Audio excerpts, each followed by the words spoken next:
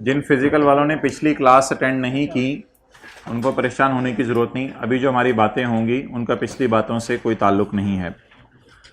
और आज हम एक बड़ी इंपॉर्टेंट डिस्कशन शुरू करने लगे हैं लेसी के एतबार से, लेसर के एतबार से। जो हमने डिस्कशन की थी पहले उसको समराइज़ कर लें, और जो लेसी के एतबार से डिस्कशन की थी उसको भी ज़रा जहन में ले आएँ।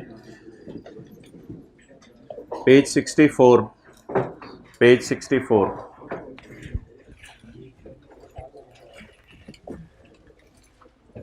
भाई मेरे जो लेसी है ना, लेसी, वो इंटरेस्ट, एक्सपेंस और डेप्रिसिएशन रिकॉर्ड करता है P&L में, और बैलेंस शीट में right of use, lease liability और कभी कभी इंटरेस्ट पेएबल। लेसर दो किस्म के हैं। Sometimes he do not keep asset in books. ये अगले सफे पे आ गया हूं। ही do not keep asset, debit किया साथ ही क्रेडिट कर दिया, तो ऐसा लेसर इंटरेस्ट इनकम रिकॉर्ड करता है, एसेट तो रिकॉर्ड कर नहीं सकता बैलेंस शीट में। तो बैलेंस शीट में लीज रिसीवेबल आता है और इंटरेस्ट रिसीवेबल आता है। क्लियर? ये कौन सा लेसर है? Finance lease, page 65। डन जी। तो लेसर कौन सा होता है? Lessor interest income. परेशान होकर क्यों देख रहे हैं? लेसी क्या रिकॉर्ड करता है? Interest expense. और लेसर वो रिकॉर्ड करता है लीज लाइबिलिटी, ये लीज। वो रिकॉर्ड करता है इंटरेस्ट पेएबल, ये इंटरेस्ट। समझ आ गई बात? बहुत रिलैक्स होकर बैठे थे, तेल लगा तो चेहरे पे परेशानी आती है तो मैं से आगे चला नहीं जाता। अच्छा, पहली बात ये हो गई। आवाज आ रही है?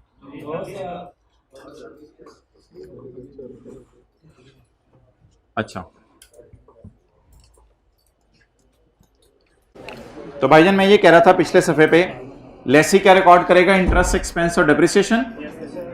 और आपको एक चीज भी मैंने याद कराई थी, राइट ऑफ यूज P&L में जाके अंडे देते हैं डेप्रिसिएशन, और लीज लाइबिलिटी P&L में जाके अंडे देती है इंटरेस्ट एक्सपेंस। क्लियर? लेसर का ऑपोजिट है। लेसर उधर क्या रिकॉर्ड करा होता है फाइनेंस लीज में? इंटरेस्ट इनकम, और लीज लाइबिलिटी या लीज रिसीवेबल, और साथ साथ इंटरेस्ट रिसीवेबल। ऑपरेटिंग लेसर क्या करता है? ऑपरेटिंग लेसर वो रेंटल इनकम रिकॉर्ड करता है और डेप्रिसिएशन एक्सपेंस, और बैलेंस शीट में PPE रिकॉर्ड करता है। और अगर आया कमाया में फर्क हो तो कभी कभी रेंट रिसीवेबल, कभी कभी अनअर्न्ड रेंटल। तो ये सारी हमने बातें की थी। लेसर कितने किस्म के हमने पढ़े हैं? दो किस्म के, फाइनेंस और ऑपरेटिंग। अच्छा जी, आज हम बात करने लगे हैं, पता नहीं क्या चल रहा होता है, क्या आ जाता है और क्या हो रहा होता है और क्या चाहते हैं। अच्छा,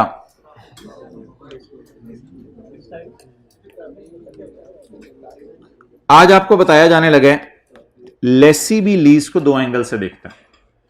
लेसी भी लीज को दो एंगल से देखता है। इस लीज में मुझे खासियत बताएं क्या है?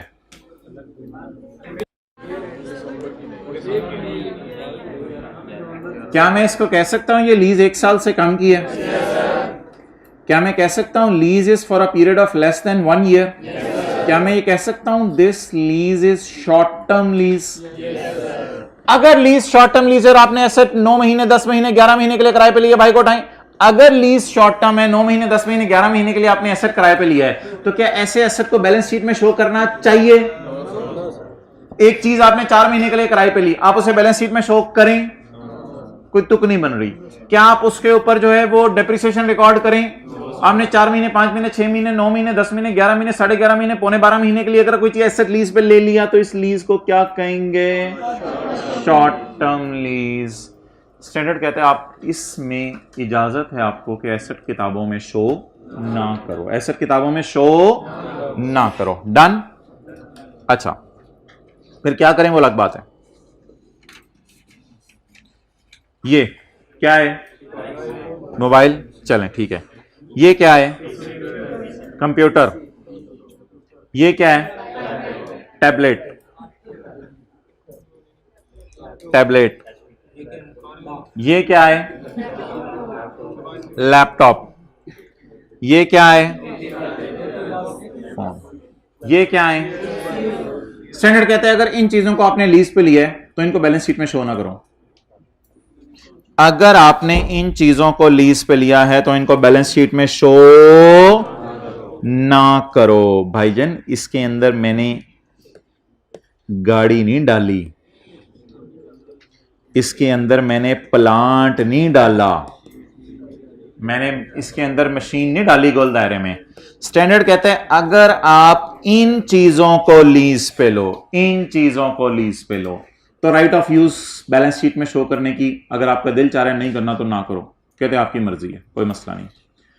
मटीरियलिटी कॉन्सेप्ट, मटीरियलिटी कॉन्सेप्ट ये सारे के सारे स्टैंडर्ड कहता है लो वैल्यू एसेट है।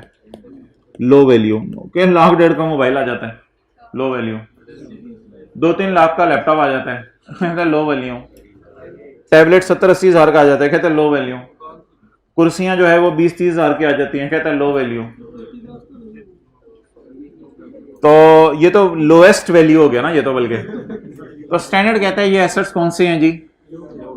तो लो वैल्यू एसेट्स को भी बैलेंस शीट में शो करने की अगर आपका दिल चाह रहा है नहीं करना तो बेशक ना करो, यानी राइट ऑफ यूज बुक करने की जरूरत नहीं है। लेसर 5 टेस्ट लगा के डिसाइड करता था कि लीज फाइनेंस है या ऑपरेटिंग। लेसी के लिए कोई बाइफर्केशन नहीं है फाइनेंस या ऑपरेटिंग। लेसी के लिए 2 अलग चीजें अवेलेबल हैं। अब पूरी बात की समरी आपने बड़े गौर से सुननी है।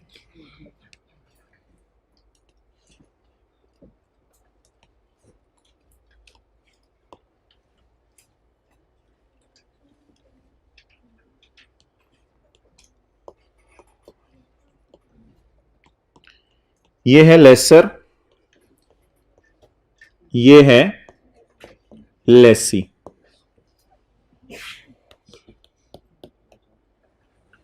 जब भी कभी लीज शुरू होगी तो लेसर मुंह उधर कर लेगा और लेसी मुंह इधर कर लेगा। ये दीवार है दरमियान में। और लेसर क्या करेगा? लेसर लगाएगा 5 टेस्ट। लेसर क्या करेगा? उस लीज के डाटे पे लेसर 5 टेस्ट लगाएगा। 5 टेस्ट लगा के डिसाइड करेगा या तो फाइनेंस है या ऑपरेटिंग है, या फाइनेंस है या ऑपरेटिंग है। और आप थोड़ा सा जरा साइड पे हो। और अगर लीज हुई फाइनेंस तो लेसर एसेट को अपनी किताबों में नहीं रखेगा, और अगर ऑपरेटिंग हुई तो लेसर एसेट को अपनी किताबों में रखेगा। यह किसकी सोच हो गई? लेसर की सोच। अब किसकी बात होने लगी है? लेसी की। लेसी देखेगा कि भाईजान ये शॉर्ट टर्म लीज है,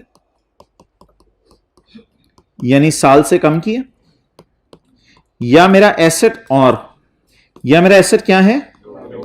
लो वैल्यू एसेट। अगर ये शॉर्ट टर्म लीज है या लो वैल्यू एसेट है तो लेसी आपके पास एक चॉइस अवेलेबल है। क्या अवेलेबल है? चॉइस अवेलेबल है कि आप do not record right of use. आप राइट ऑफ यूज को किताबों में show, but this is choice, this is choice guys, choice guy, choice guy, this is choice, this is not mandatory, this is not mandatory, that is mandatory. Lessor बूथा इधर कर, इधर आ, हमारे पास आ, खड़ा हो जाए इधर सीधा। अच्छा, लेसर 5 टेस्ट लगाएगा। 5 टेस्ट लगाने में 5 के 5 का जवाब नो आएगा। लेसर एसेट अपनी किताबों में रखेगा। चॉइस नहीं है, बाइंडिंग है इसके लिए। और लेसर ने 5 टेस्ट लगाए, 5 में से 1 का जवाब भी आ गया यस, तो लेसर ऐसा करेगा, एसेट को अपनी किताबों से निकाल देगा। लेसर के लिए ये ट्रीटमेंट बाइंडिंग है, इसलिए देखें परेशान लग रहा है। लेसर के लिए ये ट्रीटमेंट क्या है? बाइंडिंग है। लेसर के लिए ये ट्रीटमेंट क्या है? बाइंडिंग है। जिनसे पढ़ा नहीं जा रहा ये ले। अच्छा, but for lessee will not ask 5 questions. Lessee दीवाना नहीं है 5 सवाल पूछे। लेसी की अपनी ही दुनिया है, अपनी ही दुनिया है। ये पूछेगा यार 12 महीने से कम के लिए तो मैंने एसेट लीज पे नहीं लिया, या एसेट सस्ता तो नहीं है। अगर इन दोनों में से कोई एक बात है, दोनों जरूरी नहीं होना, दोनों जरूरी नहीं होना। मैं ये नहीं कह रहा short term lease of low value asset, दोनों में से कोई एक बात भी हो। या लीज क्या है? 12 महीने से कम की है, या एसेट बेकीमत है। या लीज कम है या एसेट, आपके पास चॉइस है कि आप राइट ऑफ यूज को बैलेंस शीट में शो ना करो। अगर आप फिर भी जिद करते हो कि मैंने राइट ऑफ यूज को बैलेंस शीट में शो करना है, फिर आप शॉर्ट टर्म लीज में करना चाहते हो, करो, अगर आपकी मर्जी है। फिर आप दीवानावार होगे। 3 किस्तें होंगी एक महीने की, 3 महीने की किस्तों को डिस्काउंट कर रहे होगे, अमोर्टाइजेशन शेड्यूल 3 महीने का बना रहे होगे। स्टैंडर्ड कह रहे पागल हो गया, करने दो, करता तो ठीक है। करना चाहते हो करो, कोई मसला नहीं। राइट ऑफ यूज शो करो, लीज लाइबिलिटी शो करो, करना चाहते हो करो। लेकिन आपको स्टैंडर्ड कहते हैं मैं एक रिलैक्सेशन दे रहा हूं। अगर आपका दिल ना चाह रहा हो राइट ऑफ यूज और लीज लाइबिलिटी वगैरह के चक्रों में पढ़ना, और इंटरेस्ट और डेप्रिसिएशन और पता नहीं किन किन चक्रों में पड़ जाते हो, अगर उन चक्रों में पढ़ने का नहीं दिल चाह रहा, तो स्टैंडर्ड कहते हैं तुम्हें मैं चॉइस देता हूं, तुम एसेट को किताबों में शो ना करो। Do not record right of use. इसका मतलब है स्टैंडर्ड आपको चॉइस दे रहा है, रिकॉग्निशन एग्जेम्पशन दे रहा है। क्या दे रहा है? रिकॉग्निशन। रिकॉर्ड करना माफ है। क्या रिकॉर्ड करना माफ है? Right of use. और भाईजान ये सिंप्लीफाइड अप्रोच होगी। ये कौन सी होगी? इसमें P&L में रेंट एक्सपेंस नजर आ रहा होगा, इसमें इंटरेस्ट और डिविडेंड नजर नहीं आ रही होगी। इसमें P&L में क्या नजर आ रहा होगा? Rent expense. ये नोट कर लें, फिर इसके सवाल करने शुरू करते हैं। पहले जिसने तस्वीर खींचनी है तस्वीर खींच ले, फिर मैं जूम करने लगाऊं ताकि लेसर अलग शो कर दूं, लेसी अलग शो कर दूं। मैं इसे करा देता हूं।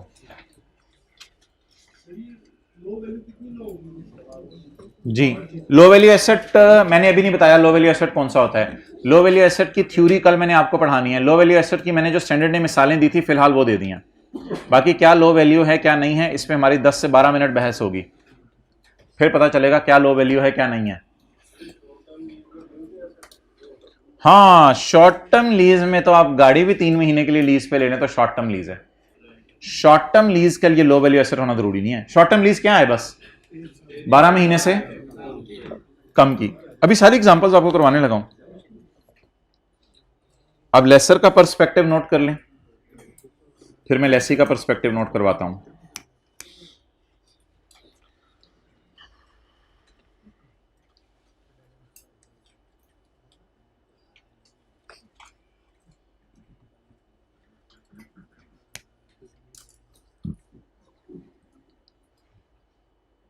चलें जी, लेसी का पर्सपेक्टिव।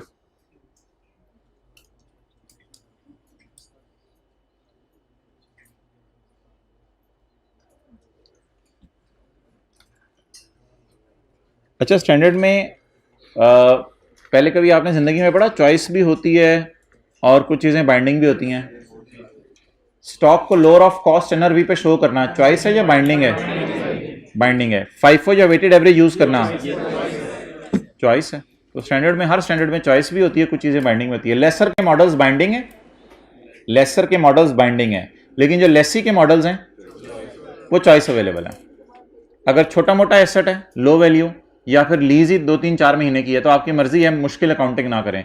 मुश्किल अकाउंटिंग शायद इसलिए date, instalment, principal, interest, balance, पता नहीं क्या क्या एंट्रीज करो, हमें तो अब आसान महसूस होती है, लेकिन स्टैंडर्ड कह रहा है ये थोड़ी सी लंबा काम होता है। अगर आप इन चक्रों से अवॉइड करना चाह रहे हो तो अवॉइड कर लो, कोई मसला नहीं। There is no word of finance and operating for lessee. Finance और ऑपरेटिंग का लफ्ज किसके लिए नहीं है? ये किसके लिए है? लेसर के दोनों मॉडल बाइंडिंग हैं और लेसी के जो चॉइस अवेलेबल है इस तरफ आना चाहे तो आ सकते हैं, वरना बेहतर है लेसी आमतौर पे पता है होता क्या, ऑर्गेनाइजेशंस में ना सारे एसेट्स को ही आरओयू लीज लायबिलिटी बुक हो रही होती है। तो कंप्यूटर सिस्टम ही आपने ऐसे सेट किया होता है कंप्यूटर में सॉफ्टवेयर कि सारी चीजें ही आरओयू लीज लायबिलिटी में डालता रहता है। तो फिर लोग आसानी के लिए छोटी मोटी लीजें भी आरओयू और लीज लायबिलिटी रिकॉर्ड करते रहते हैं। हालांकि आसानी ये है कि अगर अब आप चाहें तो छोटी मोटी लीजों को आरओयू और लीज लायबिलिटी के तौर पर रिकॉर्ड ना करें। अच्छा, अब सारी बात की समरी ये बन गई कि लेसी के लिए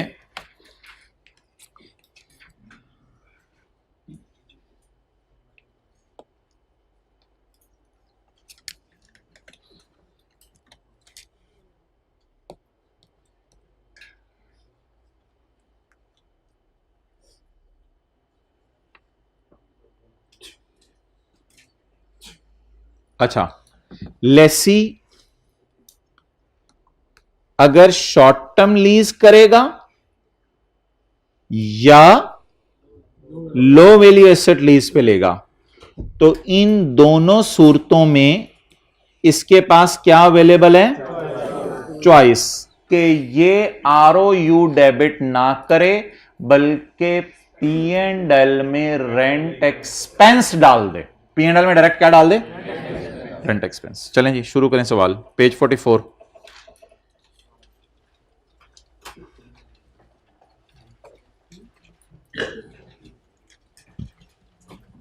पेज 47।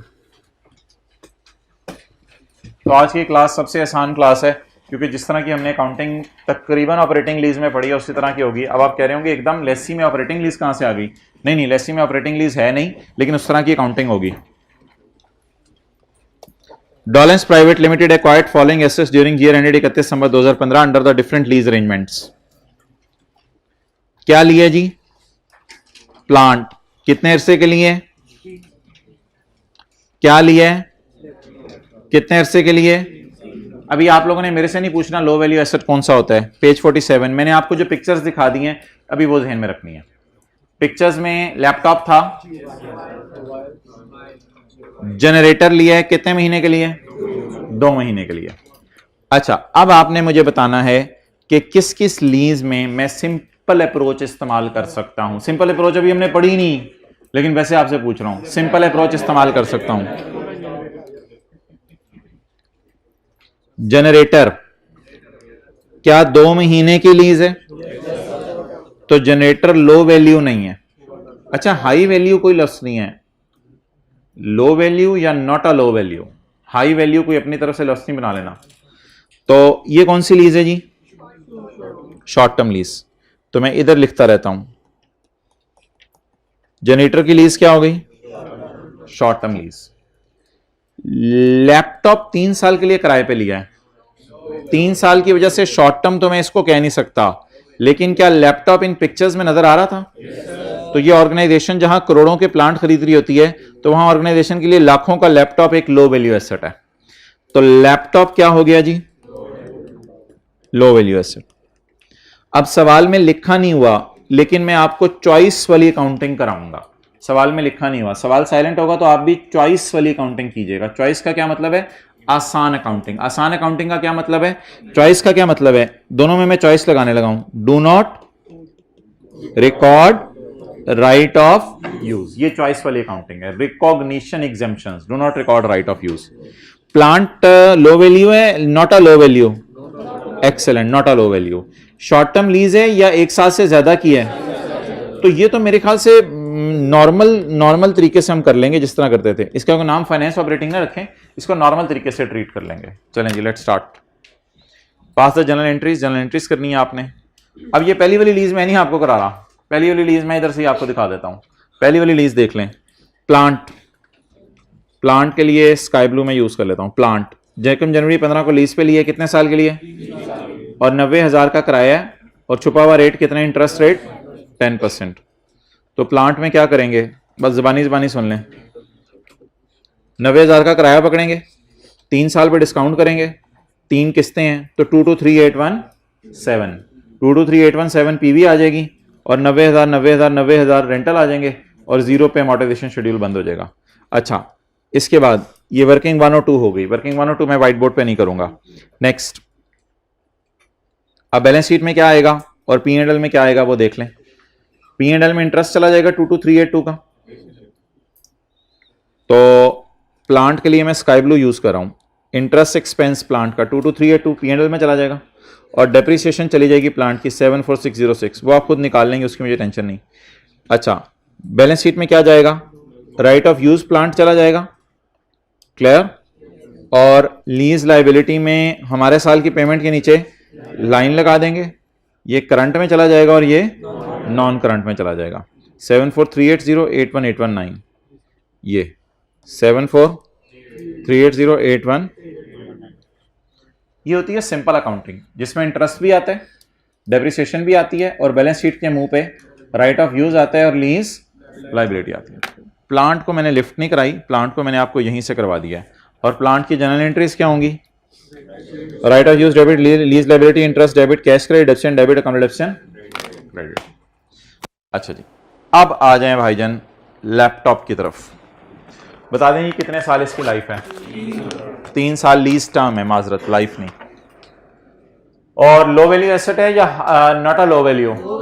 लो वैल्यू, इसलिए मैं चॉइस यूज करने लगा और मैं राइट ऑफ यूज को रिकॉर्ड नहीं करूंगा। ₹2000 एनुअली इसका कराया है एरियर में विद 5% रिडक्शन एनुअली, तो 5% रिडक्शन होनी है हर साल। वर्किंग नंबर 3 समझ लें, वर्किंग नंबर 3, 1 और 2 उसकी थी एलपी और पीबी ऑफ एलपी की।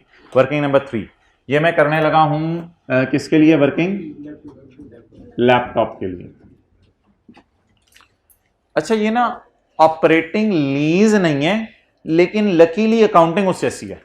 ये ऑपरेटिंग लीज नहीं है लेकिन लकीली अकाउंटिंग उससे ऐसी है। क्या? उधर रेंटल इनकम आती थी, इधर रेंट एक्सपेंस आएगा। बताइए कौन कौन से कॉलम डलेंगे? डेट और इंस्टॉलमेंट। 2000 कराया है भाईजान, ये डिस्काउंट रेट नहीं है, खुदा के लिए ये डिस्काउंट रेट नहीं है, ये रेंटल की डिक्रीज है। तो 2000 पे कराया पहले साल होगा 31 दिसंबर 15, इसके ऊपर लगाएं 95% या इसका 5% माइनस कर दें। 31 दिसंबर 16 1900 1805। टेस्ट में आपने देखा था एक सवाल बड़ा मजे का है, पहला वाला मजे का है ना? कितने लोगों ने दिया टेस्ट? जरूर मजे का सवाल है, मुंह में पानी आ गया होगा जी। 570 ओके। अब बता दें जी, खर्चे को भी स्ट्रेट लाइन बेस पे मैं डालूंगा। उधर किसको स्ट्रेट लाइन बेस पे डालते थे? इनकम को। इधर किसको स्ट्रेट लाइन बेस पे डालेंगे? खर्चे को। रेंटल इनकम लिखूं या अब रेंट एक्सपेंस लिखूं? मैं लेसी हूं या लेसर हूं? लेसी इसको ऑपरेटिंग लीज की वजह से स्ट्रेट लाइन पे बुक करने लगा है या इसको लो वैल्यू एसेट होने की वजह से? लो वैल्यू एसेट होने की वजह से। सिंपल अप्रोच यूज करने लगा जी।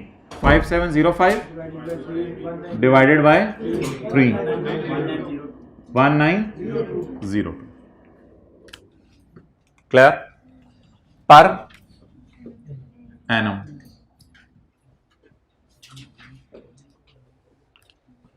अब एंट्रीज इसकी वही कौन सी? कैसी कैसी? नहीं, आया कमाया नहीं, गया खर्च हुआ। बड़े हो गए अब आप। तो आया कमाया नहीं, गया खर्च हुआ।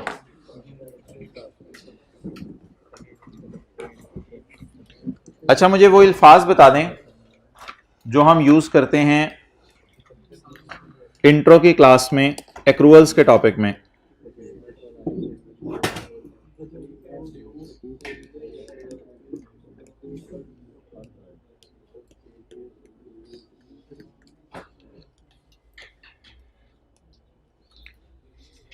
अगर आप के पास, अगर आप किसी को चीज बेच दें और पैसे ना आए तो इसे क्या कहते हैं? रिसीवेबल।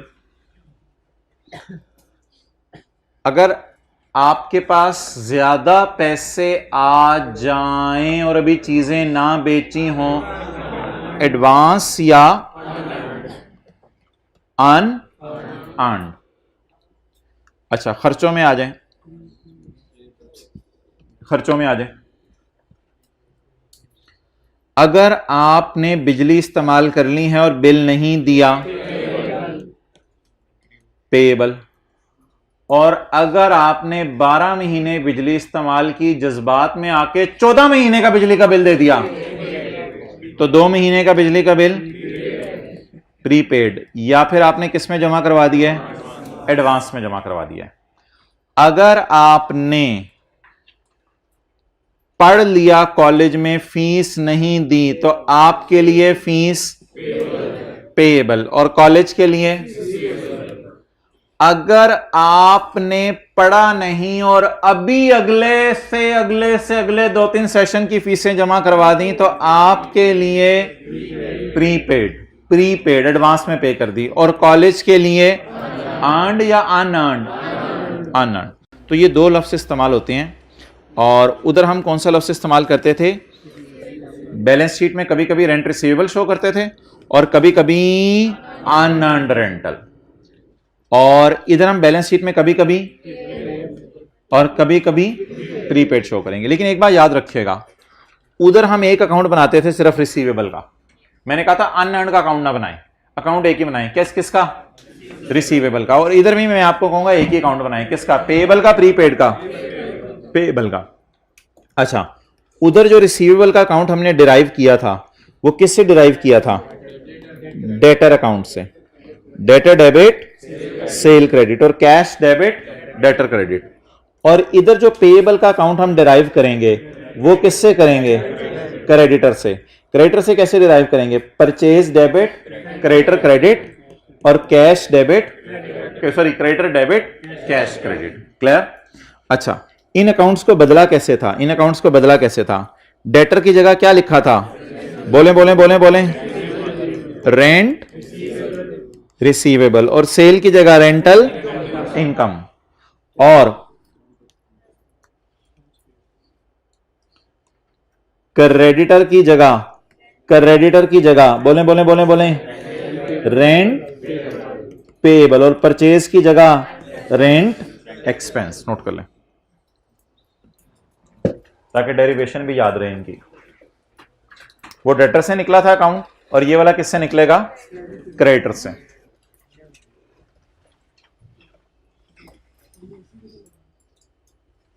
इसी कौन सा बंद करवाना है, विंग्स ऊपर करवा देता हूं। अहमद, एक एसी का रिमोट लेके आए। ये कौन सी कंपनी का है, नहीं ये ग्री का नहीं है, ग्री का, ये भी ग्री का रिमोट लेके आए, और ग्री का रिमोट लेके आए।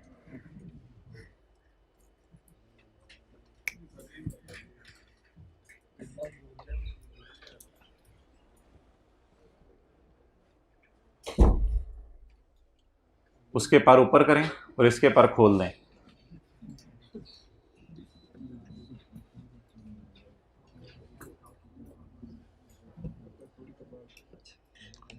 चलें जी, एंट्रीज क्या बनी, जल्दी जल्दी जल्दी। कैश डेबिट डेटर क्रेडिट, बताएं जल्दी। एंट्रीज भी नीचे लिखनी है ना। क्या एंट्री बनेगी, कैश डेबिट डेटर क्रेडिट या रेंट रिसीवेबल क्रेडिट, और दूसरी एंट्री डेटर डेबिट और सेल या रेंटल इनकम। अच्छा, इसकी एंट्रीज क्या बनेगी, बोले।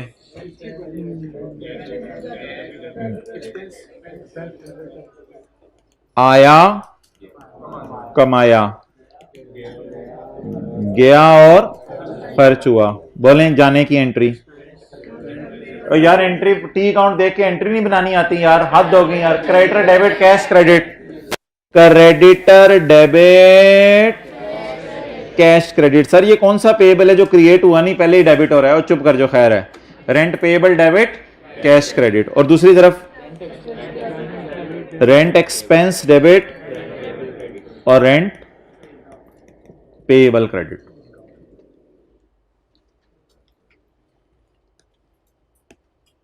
ये लाइन आ गई बीच में दोनों के।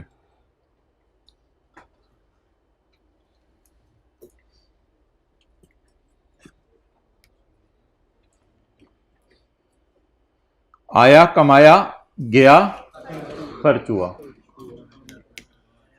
वैसे आई एग्री विद यू कि एंट्रीज रिदम से चले ना तो ज़्यादा अच्छी लगती हैं, बट हमें पता है एडवांस के सवाल भी आ जाते हैं, इसलिए थोड़ी सी हम नॉन रिदमिक चला रहे हैं एंट्रीज को। लेकिन ज़रा रिदमिक चला के देख लेते हैं ताकि नॉन रिदमिक पेपर में वहाँ से डिराइव हो जाए।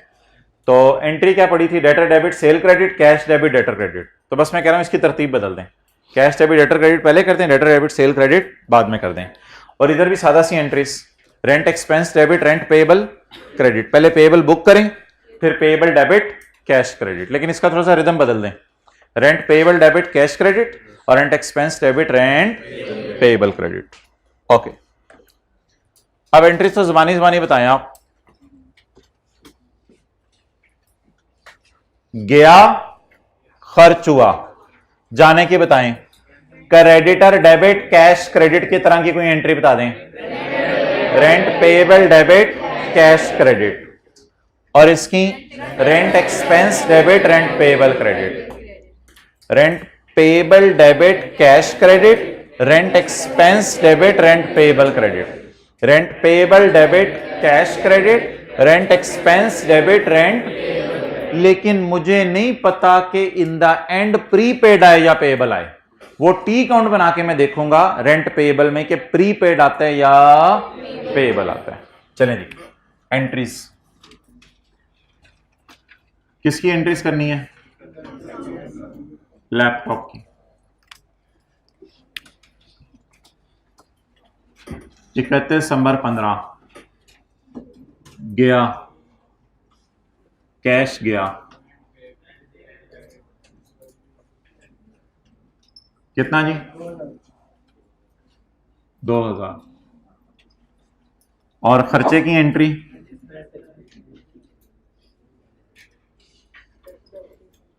गया खर्च हुआ, जी बोलें।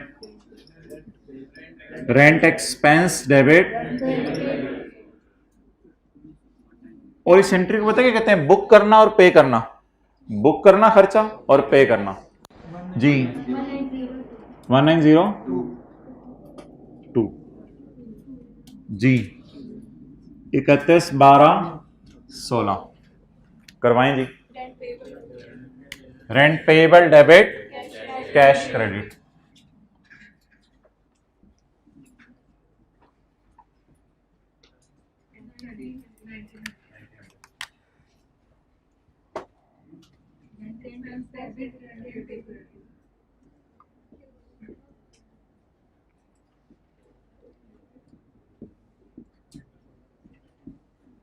जी। 1902 और आगे 31/12/2017।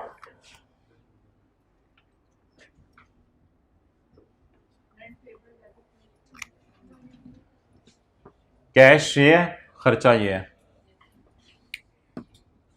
अच्छा, इसको ऐसे भी याद रखें आसानी के लिए, देखें इधर, कैश खर्चा,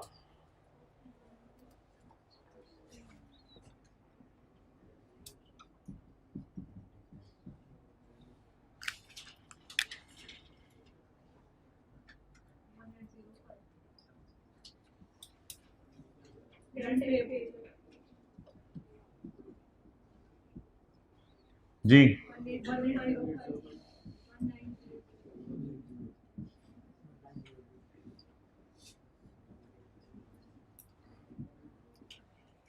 और 3 साल गुजरेंगे, लेसी लेसर को ये एसेट उसके मुंह पर सॉरी वापस करेगा, बी पॉजिटिव। तो लेसी लेसर को ये एसेट 3 साल बाद वापस करेगा। ये ऐप हट अपना लैपटॉप,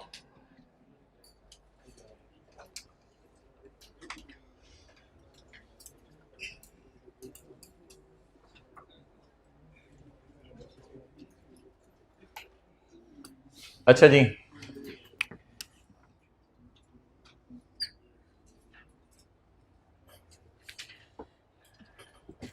वैसे आपके सामने रेंट पेबल का अकाउंट बनाने लगा हूं फिगर्स के अलावा, इस सवाल की फिगर्स यूज नहीं करा मैं।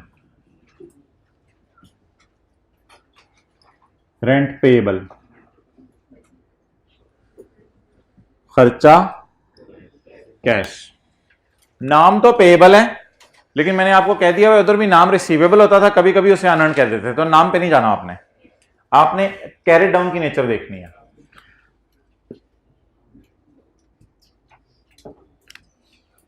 बताएं, पेएबल की नेचर बरकरार रही या पेएबल की नेचर हिल गई? कैसे बरकरार रही? कैसे बरकरार रही? आपका किराया बनता कितना था जो देना था? 10, लेकिन आपने दिया कितना? तो आप अपने आप को 2 रुपए देने के लिए, अगर किसी ने किराया मांगा 10, आपने दिया 8, तो आप 2 के लिए अपने आप को, और आपको पता है कैरी डाउन लाइबिलिटीज के इधर आते हैं, करंट लाइबिलिटी। बट अगर किसी ने किराया मांगा 10 और आप जज्बात में थे, आपने दे दिया 11, अब आप मुझे बता दें क्या ये पेएबल है या ज्यादा पे कर दिया है? ज्यादा पे कर दिया है। खर्चा कितना था?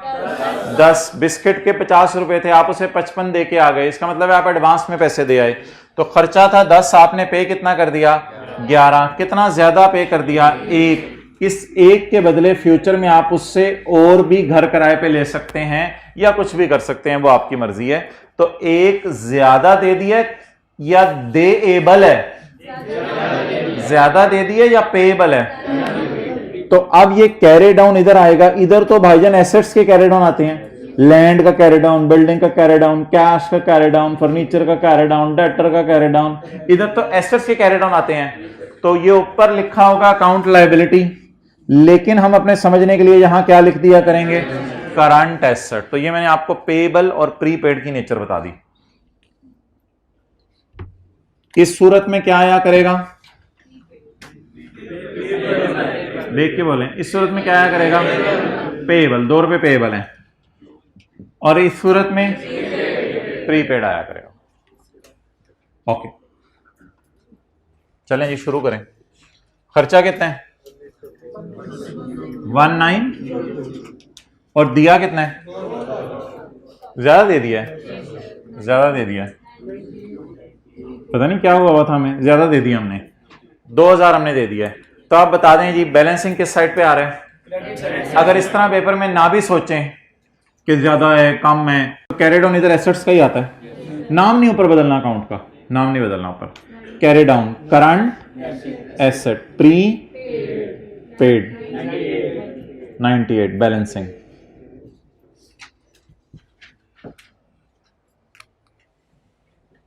क्लियर? इसी तरह दूसरे और तीसरे साल का अकाउंट बन जाएगा।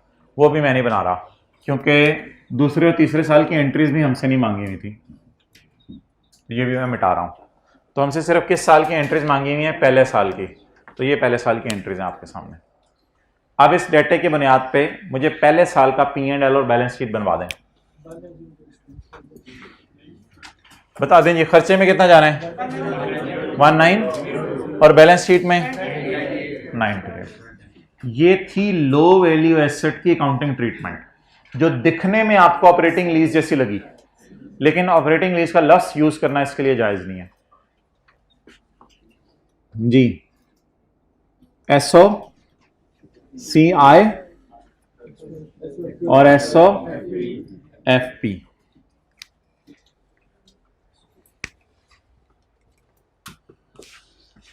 भाई रेड मार्कर मुझे चाहिए।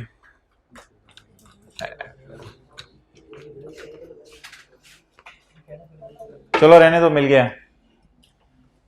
अच्छा मुझे ना पहले ऐसा करें, वो जो ROU बता दें कितना था। ROU ब्लू मार्कर से नहीं है, ला दो। ROU कितना था? वो जो प्लांट था अभी दिखाया मैंने सारा, वो जो प्लांट अभी मैंने दिखाया था,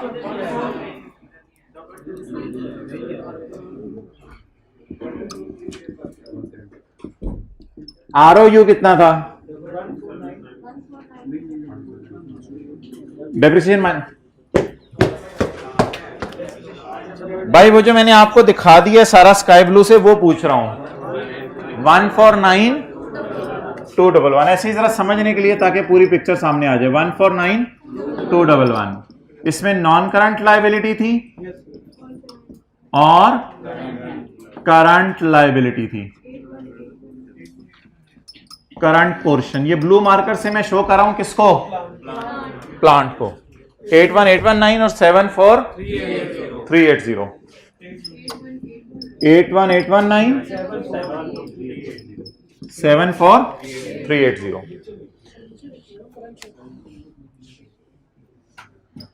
74380। अच्छा, इंटरेस्ट कितना था प्लांट का और डेप्रिसिएशन कितनी थी प्लांट की? 22382 74606। ये मैंने ब्लू मार्कर से आपको प्लांट के साथ सलूक करके दे दिया है। अब हमारी ऑर्गेनाइजेशन ने प्लांट के साथ साथ एक और चीज भी लीज पे ली हुई है, दैट इज लैपटॉप। वो मैंने शो भी ब्लू मार्कर से किया सारा, और अभी भी मैं ब्लू मार्कर से शो करने लगा हूं। अब ब्लैक वो मैंने ब्लैक मार्कर से शो किया, यहां भी ब्लैक मार्कर से शो करने लगा हूं। अब आप मुझे बता दें एसओसीआई में क्या जाएगा? रेंट एक्सपेंस कितना? 1902। किसका? लैपटॉप का 1902। और करंट लायबिलिटीज में जाएगा या करंट एसेट्स में? करंट एसेट्स में क्या? प्रीपेड रेंट कितना? 90। मुझे बताएं ये ब्लैक मार्कर से जो मैंने शो किया है इसे मैंने रिकॉग्निशन एग्जेम्पशन क्यों नाम दिया है? क्योंकि हमने राइट ऑफ यूज और लीज लायबिलिटी रिकॉर्ड नहीं किया। मुझे बताएं मैंने जो ब्लैक मार्कर से शो किया लैपटॉप, इसे मैंने सिंपलीफाइड अप्रोच क्यों कहा है? क्योंकि सिंपल अप्रोच है। ब्लू मार्कर तो देखें जान ले ली थी, पता नहीं क्या क्या नजर आता है। ये सिंपल अप्रोच है, लेकिन आई अगेन से it is choice. It is choice, it is by choice. अगर आपका दिल चाहे लैपटॉप के बारे में तो स्टैंडर्ड कह रहे हैं मैं आपको मना नहीं कर रहा। आपका अगर दिल चाहे तो इंस्टॉलमेंट के आगे प्रिंसिपल इंटरेस्ट बैलेंस का कॉलम डालो, आप डालो, कोई मसला ही नहीं। डाल के आप इसको भी लैपटॉप को भी इस मॉडल पे ले आओ। वो कहते हैं आपकी मर्जी है। लेकिन अगर आप सिंपल अप्रोच की बात करो तो कहते हैं मेरी तरफ से इस ब्लैक मार्कर वाली अप्रोच की भी इजाजत। ऐसी सूरत में इंटरेस्ट और डेप्रिसिएशन नजर नहीं आएगा, बल्कि क्या नजर आएगा? Rent expense. और बैलेंस शीट में एसेट नजर नहीं आएगा, क्योंकि लीज एसेट आपने छोटी सी चीज लीज पे ली हुई, एसेट शो करने की जरूरत नहीं। कोई प्रीपेड रेंट या रेंट पेबल है तो वो शो कर दो। अब क्या रह गया? जनरेटर। जनरेटर के लिए मैं रेड मार्कर यूज करता हूं।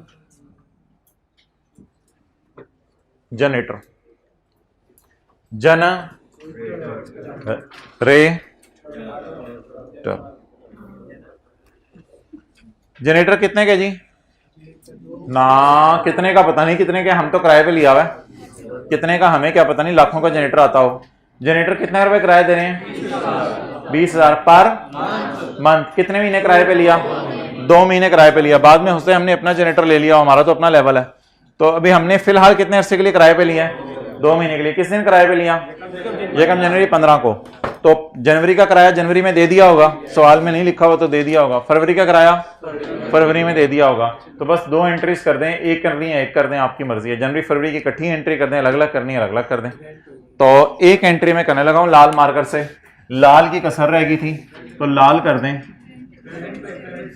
Rent expense debit, cash credit. कितने से? 40,000। कैसे?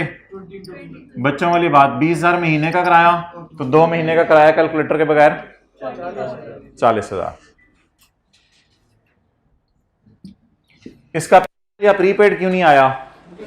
क्योंकि अभी दिसंबर नहीं आया था, जनवरी फरवरी में ही जनरेटर हमने किराए पे लेके किराया पे कर दिया था, वरना इसका भी प्रीपेड पेबल आ सकता था, कोई मसला नहीं। तो इसको आप कहां शो कर दें? सिर्फ P&L में। किस नाम से? किसका? जन रे टर 40,000। So that is all. इसमें भी चॉइस है। अगर आपका दिल नहीं चाह रहा तो फिर 2 महीने का अमोर्टाइजेशन शेड्यूल बनाएं, प्रिंसिपल इंटरेस्ट में स्प्लिट करें, 2 महीने की डिफरेंस चार्ज डालें, फिर इसके ऊपर पीबी ऑफ एलपी निकाल के और सब कुछ। अगर सवाल में नहीं लिखा होगा तो बाय डिफॉल्ट आप एज्यूम करोगे चॉइस अवेलेबल है, यानी आप सिंपल अप्रोच की तरफ ही जाओगे। नहीं, वो अगर देगा तो बताएगा। वैसे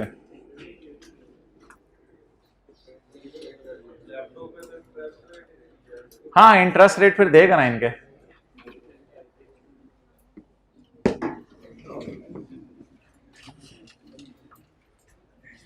So that was all about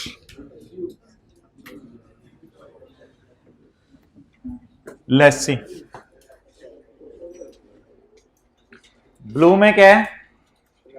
पुरानी वाली लीज। हद हो गया, कॉन्सेप्ट बताया करें आप। ब्लू में क्या है? पुरानी वाली सादा वाली लीज। और ब्लैक में क्या है? चॉइस। कौन सी लीज? लो वैल्यू एसेट। और रेड में क्या है? Short term lease. Short term lease और लो वैल्यू एसेट की ट्रीटमेंट दिखने में ऑपरेटिंग लीज जैसी लगती है, लेकिन इसका नाम ऑपरेटिंग लीज नहीं रखना।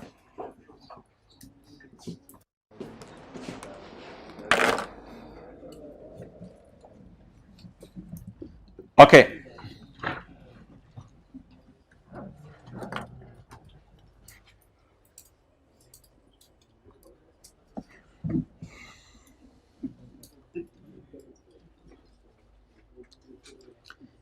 इधर भी हम कलर कर देते हैं ना खूबसूरत से। कौन कौन सा करना था? ब्लैक। ब्लैक करना था। किसको? इसको। और कौन सा करना था? लाल।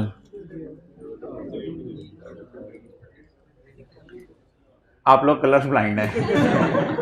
अच्छा,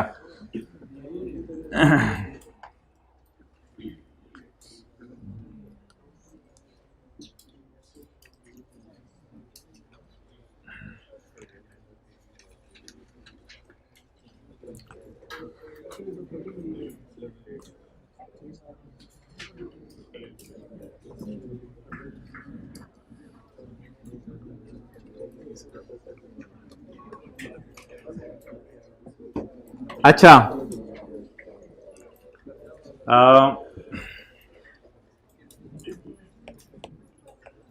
लेसर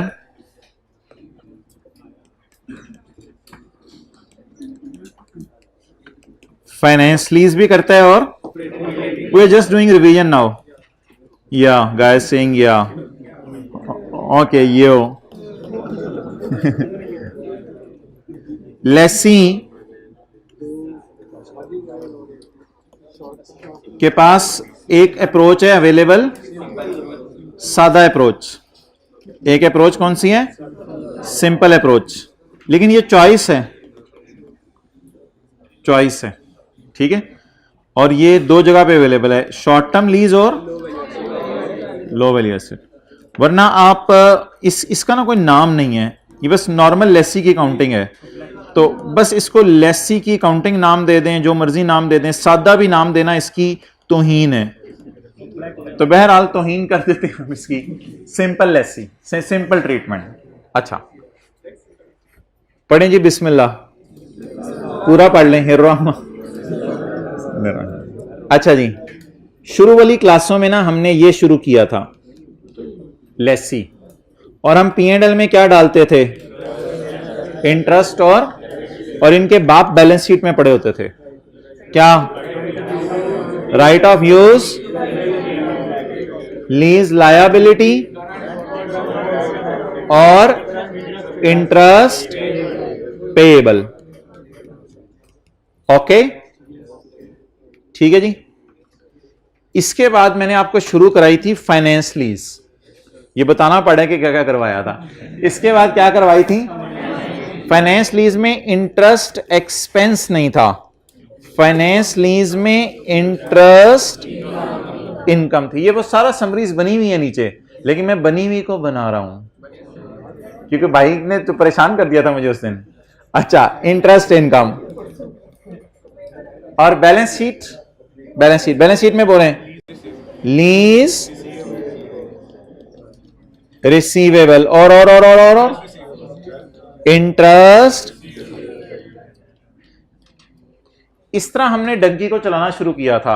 यानी पहले हमने सिंपल लेसी पढ़ा था, फिर हमने फाइनेंस लीज लेसर पढ़ा था, फिर चलते चलते पता नहीं 2 दिन से हमें क्या हुआ था, ऑपरेटिंग लीज लेसर पढ़ रहे थे। तो उसमें क्या हुआ था, आप साइड पे तशरीफ रखें, लेसर आ रहे हैं। जी जी मैं जा रहा हूं, मुझे निकाल ही दो। जी लेसर बोले बोले बोले बोले P and L rental income छिक के रखा करे काम को और डेप्रीसिएशन और बैलेंस शीट में अगर किराया नहीं आया नॉन करंट बंदा ला ले जुती ते पाले जुती ओके गाइस पीपी अच्छा गुड और बोले बोले बोले रेंट रिसीवेबल इंटरेस्ट जाने दें छोड़ें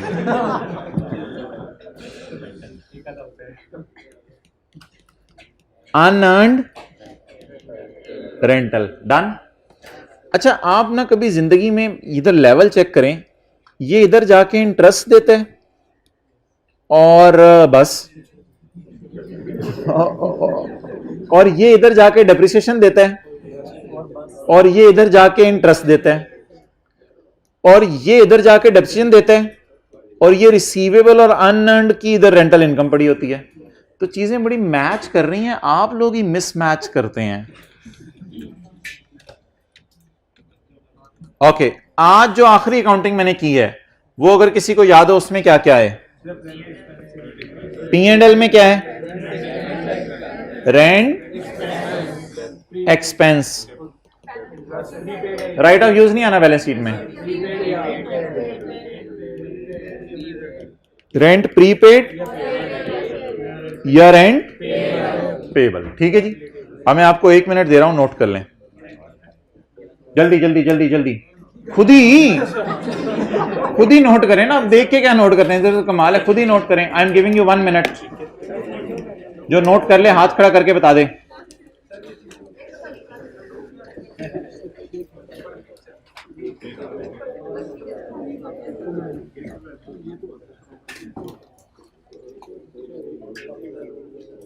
तस्वीर बाद में लेना भाई, फिर नोट नहीं करोगे। खुद नोट करें जी जल्दी। सोतों को जगा दें, जो सोता है वो खोता है। खो देता है यानी आप अगर दूसरी तरफ लेके जा रहे हैं तो मैं भी दूसरी तरफ ले जाता हूं।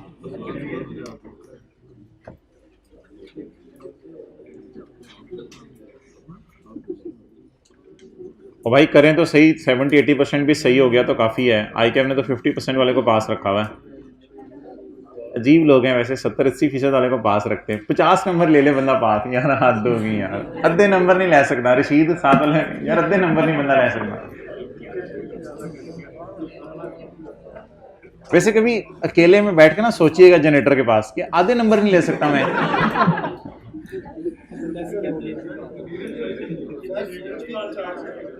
अच्छा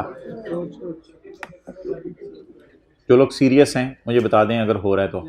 ठीक है जल्दी। लेसर हो गया, ठीक है लेसी की तरफ आए।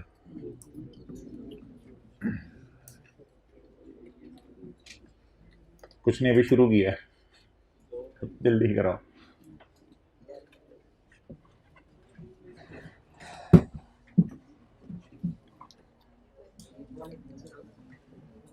यार ये अगर मैं इधर गूगल पे शूज लिखूं तो बुरा तो नहीं लगेगा? ऑनलाइन वाले बुरा तो नहीं बनाएंगे? घर वाले भी बैठे होते हैं साथ लेक्चर ले रहे होते हैं, शूज फॉर मैन लिख देते हैं। अब मैं ये जूता लाने लगा हूं, जिसने गलती की ना उसके लिए। यार ये वाली कर लो, सॉफ्ट वाली।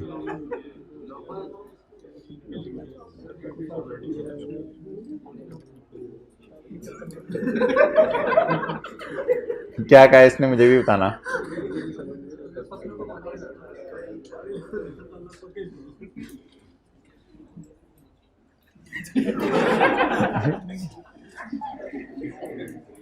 चलें, ये पहनने के लिए है, तू कुछ और समझ रहा है।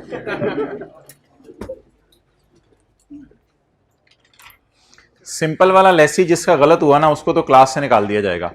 सिंपल वाला लेसी जिसका गलत हुआ। वेल डन भाई। अच्छा साथ साथ कर रहा था।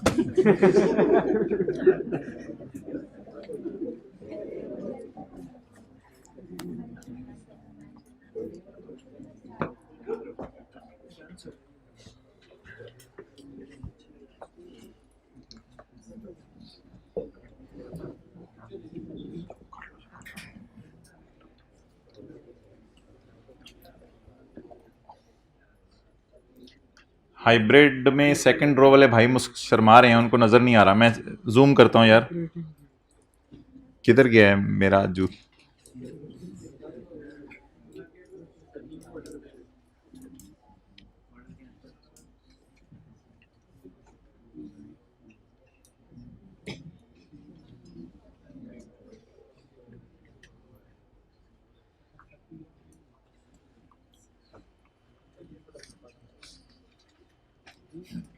यार जूते की तस्वीर खींच रहे हैं यार, जान में यार।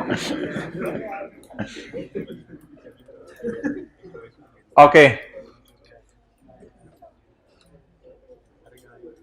जिनको तो पढ़ गए हैं वो समरे में हैं। पढ़े में हम अबू से थप्पड़ थप्पड़ तो अबू के थप्पड़ तो खेती के लिए पानी का काम दे। अच्छा, लेसर, पहले लेसर की तस्वीर खींच लो भाई, जब बाद में लेसी के अलग पैसे हैं। अच्छा, लेसर की फाइनेंस लीज क्या क्या आएगा? इंटरेस्ट इनकम और लीज रिसीवेबल और इंटरेस्ट रिसीवेबल। और लेसर की ऑपरेटिंग लीज में क्या आएगा? PP, rent receivable, unearned rental और रेंटल इनकम और डेप्रिसिएशन। और लेसी की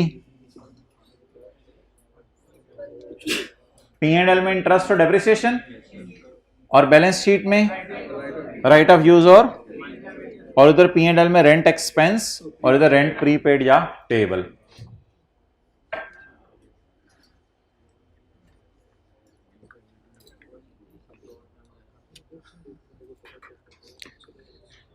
अच्छा, आप महसूस करें ये और ये आपस में एक दूसरे का ऑपोजिट हैं, सिवाय इसके कि एसेट नजर नहीं आ रहा। और ये भी अगर आप महसूसमेंट करें, ये और ये भी दोनों ऑपोजिट हैं एक दूसरे का, सिवाय इसके कि अब इधर एसेट नजर नहीं आ रहा। बस ये दोनों ऑपोजिट दिखने में आपको लग रहे हैं। ओके, अब मैं आपको 2 सवाल दे रहा हूं, वो 1 से 2 मिनट में आपने करने हैं, जिसमें आपने डिसाइड करना है कि लेसर लीज को कैसे क्लासिफाई करेगा और लेसी लीज को कैसे क्लासिफाई करेगा।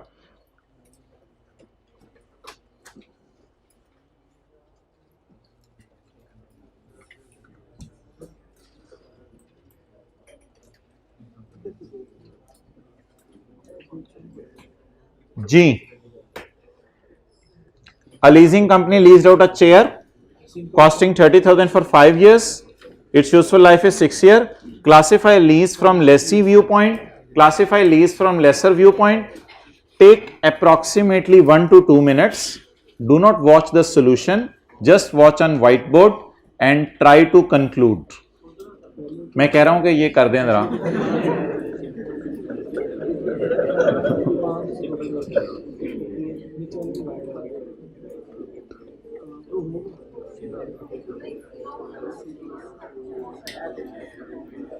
यार अजीब दीवाने लोग हैं। अब वो उस दिन चला रहे थे कि वालिदैन बच्चों की फाइफो बेस पे शादी करते हैं। अच्छा, चलो चलो चलो, लाइफो पे करते हैं। छोटा बच्चा कहते हैं मेरी पहले शादी कर दो, हद होगी। अच्छा तो बस, a leasing company leased out a chair costing rupees 30,000 for 5 years. Its useful life is 6 years. Classify lease from lessee viewpoint, lesser viewpoint. भाई 5 सवाल लेसर के आपसे पूछने लगा हूं। 5 सवाल, 1 minute. Useful life, lease term. अच्छा, अब जरा थोड़ा सा ना वॉल्यूम लो के साथ। 5वें साल के एंड पे लेसी को एसेट मुफ्त में मिल जाएगा? नो। 5वें साल के एंड पर लेसर के सवाल पूछ रहा हूं। 5वें साल के एंड पर लेसी बाजार से कम पैसे देके एसेट खरीद सकता है और ये रीजनेबली सर्टन है वो खरीद सकता है? नो, ऐसी कोई जिक्र सवाल में नहीं है। तीसरा सवाल, अगर मैं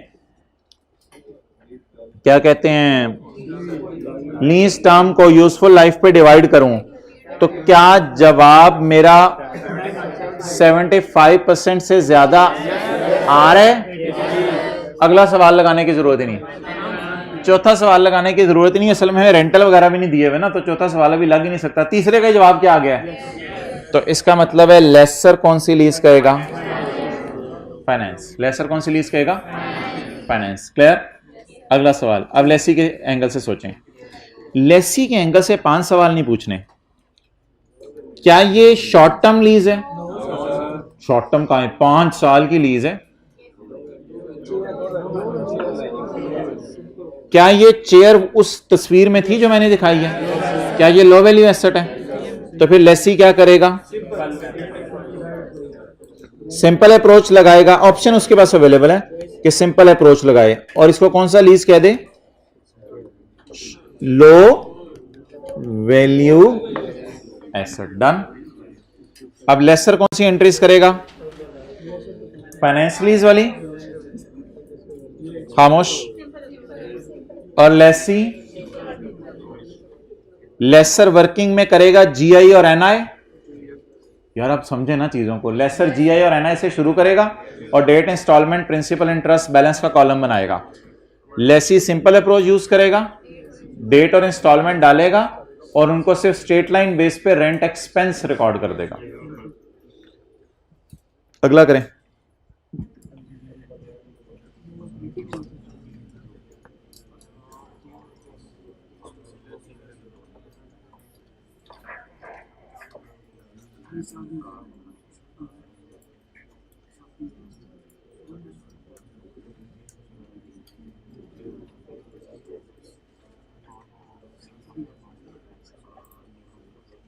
जी, a leasing company leased out a car costing rupees 3 million for 3 years. Useful life is lease rentals are 5 lakh payable per annum. Classify lease from lesser viewpoint. पहला सवाल,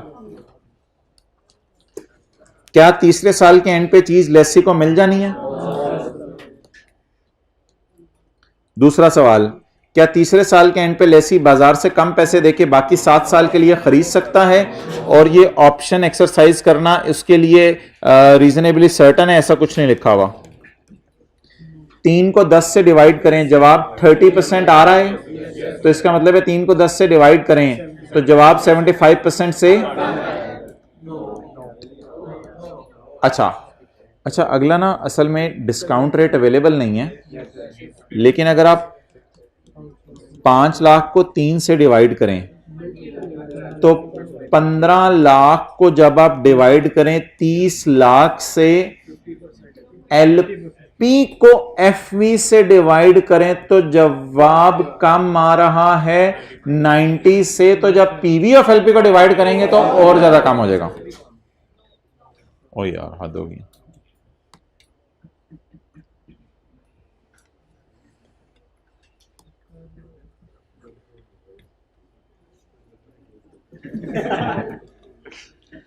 अच्छा चलिए एक और काम कर लेते हैं,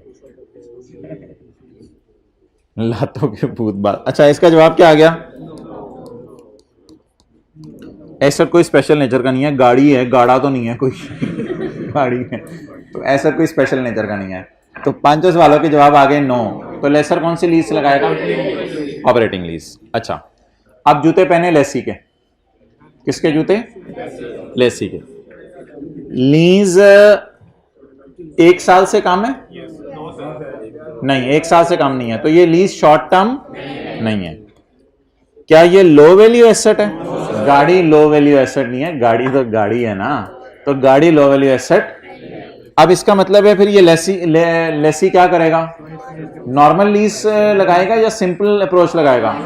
नॉर्मल लीज लगाएगा। क्लियर? अब यहां पे आके ना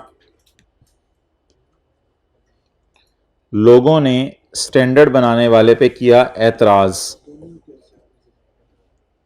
क्या एतराज किया? लोगों ने कहा जी तुम कह रहे हो लेसर लगाएगा कौन सी लीज? ऑपरेटिंग लीज, और लेसर एसेट अपनी किताबों में शो करे और डेप्रिशिएट करे, और तुम कह रहे हो लेसी लगाए सिंपल लीज और वो भी right of use asset show करे और डेप्रिशिएट करे। तो बता दो एसेट किसका है? स्टैंडर्ड कहता है भाईजान मेरे पास कोई जवाब नहीं इसका, सॉरी। तो ये स्टैंडर्ड की लिमिटेशंस में लिखा हुआ है कि ये स्टैंडर्ड की लिमिटेशन है। आप स्टैंडर्ड पे एतराज ना करें, स्टैंडर्ड बनाने वालों को ये पता है और उन्होंने ये चीजें सोची थी, इसीलिए शायद स्टैंडर्ड राइट ऑफ यूज को डेप्रिशिएट कराता है, पीपीई को डेप्रिशिएट नहीं कराता। तो राइट ऑफ यूज एक हक है जो चंद साल इस्तेमाल करने का है। तो इसलिए अगर लोग स्टैंडर्ड पे एतराज भी करें कि स्टैंडर्ड ने अजीब स्टैंडर्ड बना दिया, ये सबसे पहला एतराज उठा था जब स्टैंडर्ड नया आया था। पुराना स्टैंडर्ड था IAS 17, नया स्टैंडर्ड आया था IFRS 16। IFRS 16 में लोग हैरान हो गए थे कि लेसर भी डेप्रिशिएट करा होता था एसेट को और लेसी भी डेप्रिशिएट करा होता था। तो स्टैंडर्ड ने जवाब दिया, उधर वो पूरी कॉस्ट को डेप्रिशिएट करा होता है, इधर ये सिर्फ पीवीज को डेप्रिशिएट करा होता है। और टेक्निकली सोचें हो भी क्या रहा होगा, ये तो गाड़ी की 30 लाख की कॉस्ट को डेप्रिशिएट करा होगा 10 साल के ऊपर। लेसर याद नहीं, accounting lessor operating lease 30 lakh को 10 साल पे डिवाइड करा होगा लेसर। लेकिन लेसी तो 15 लाख की पीवी निकाल रहा होगा, 5 लाख की पीवी, 15 लाख की पीवी को 12-13 लाख आएगी और वो 12-13 लाख को 3 साल पे डेप्रीशिएट कर रहा होगा। तो वो राइट ऑफ यूज को डेप्रीशिएट कर रहा होता है, ना कि एसेट की प्राइस को। तो इस बहस में मुझे जाने की जरूरत नहीं थी, हमें हमारे सिलेबस या हमारे स्कोप में ये बहस नहीं है। बहरहाल इस स्टैंडर्ड पे लोगों ने एतराज किया हुआ है कि अजीब सा स्टैंडर्ड है, दो लोग एसेट को क्या कर रहे होते हैं, डेप्रीशिएट। लेकिन स्टैंडर्ड कहता है मुझे इससे कंसर्न नहीं है। लेसर 5 टेस्ट लगाया करेगा, डिसाइड किया करेगा फाइनेंस या ऑपरेटिंग। लेसी कोई टेस्ट नहीं लगाएगा। अगर एसेट हल्का फुल्का हुआ, लो वैल्यू, हल्का फुल्का लो वैल्यू एसेट हुआ, या लीज क्या हुई, शॉर्ट टर्म लीज हुई, तो इस सूरत में वो रेंट एक्सपेंस शो कर दे बैलेंस शीट में, P&L में। इंटरेस्ट और डेप्रिसिएशन शो करने की इजाजत नहीं है, वो शो ही क्या जो किया। रेंट एक्सपेंस शो करने की जो भी मैं बात कर रहा था, इस लीज में रेंट एक्सपेंस शो करना है और उसमें इंटरेस्ट और डेप्रिसिएशन शो करनी है। ठीक है, बात करते करते शायद हम कहीं और निकल गए थे। ओके, चलें अब मैं आपको 2 मिनट दे रहा हूं, आप मुझे एग्जाम्पल 7 कर दें। एग्जाम्पल 7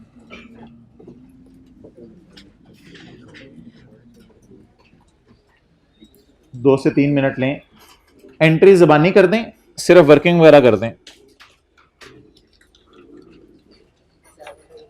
पेज 46, पेज 46 जल्दी जल्दी देखें। लेसी का सवाल है, लेसर का सवाल है, फिर आगे सोचें कैसे टेकअप करना है।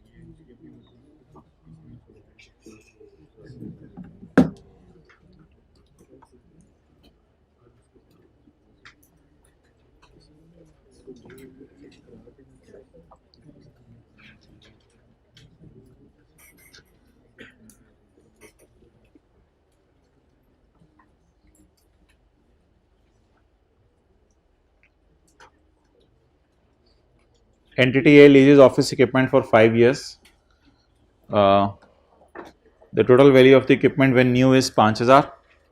Determined by entity A to be low value. कहते हैं ये ऑफिस इक्विपमेंट हमारी नज़र में ना लो वैल्यू था, ये नया भी 5,000 का आ रहा है, तो हमारी नज़र में ये लो वैल्यू है। बस जब उसने कह दिया लो वैल्यू, तो लो वैल्यू है।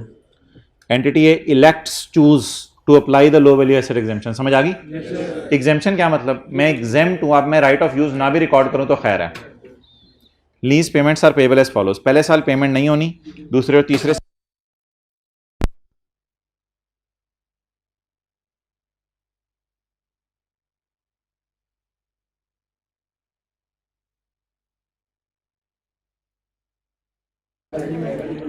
जी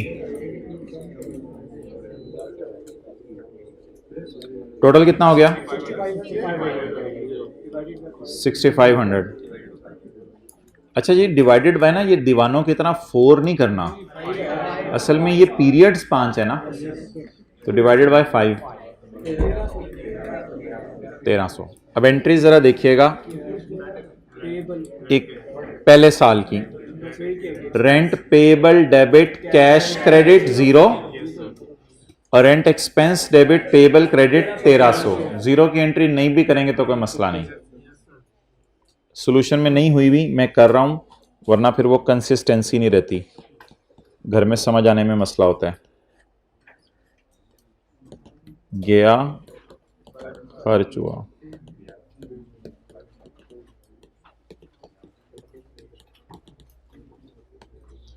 इकतीस 12 ईयर 1। जी बोलें। Rent payable debit 0, rent payable debit cash credit, rent expense debit payable credit, payable debit cash credit, expense debit payable credit, payable debit cash credit, expense debit payable credit.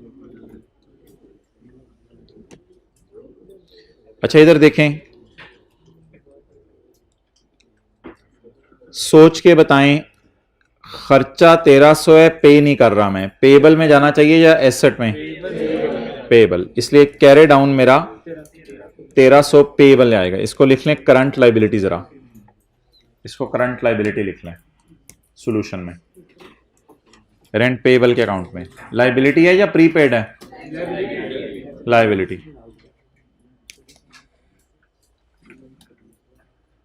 Clear? और आगे भी उसी तरह current liability, current liability सिर्फ 3 साल का account समझने के लिए बनाया। अच्छा इसका नोट वगैरह नहीं बनता कोई खास, शॉर्ट टर्म लीज और लो वैल्यू एसेट का। अगर कभी खुदा ना खास्ता पेपर में नोट आ जाए तो आप बस खर्चे को शो कर दीजिएगा नोट में, खर्चे को 1300 को।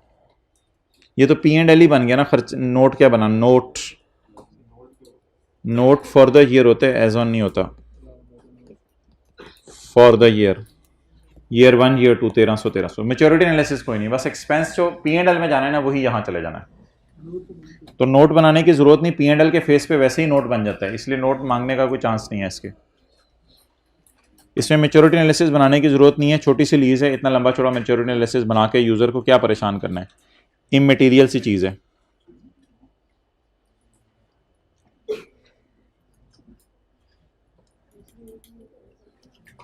अच्छा जी, निकालें page 44, page 43,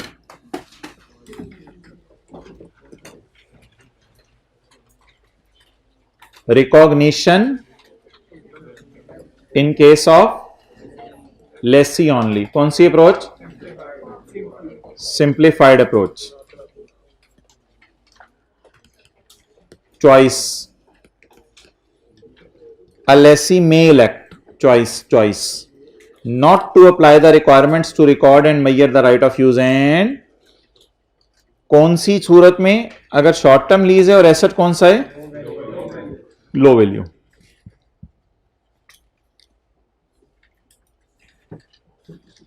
short term lease क्या होती है जी? A lease that at commencement date has a lease term of 12 months or less, और अगर उसमें कोई एक्सटेंशन ऑप्शन है तो वो डाल के, क्या मतलब? 4 महीने की लीज है, 2 महीने की एक्सटेंशन है, स्टिल कितने अंडर है? स्टिल 12 महीने से कम है ना, तो ये कौन सी लीज होगी? Short term lease. यार ये पेज है 43 44,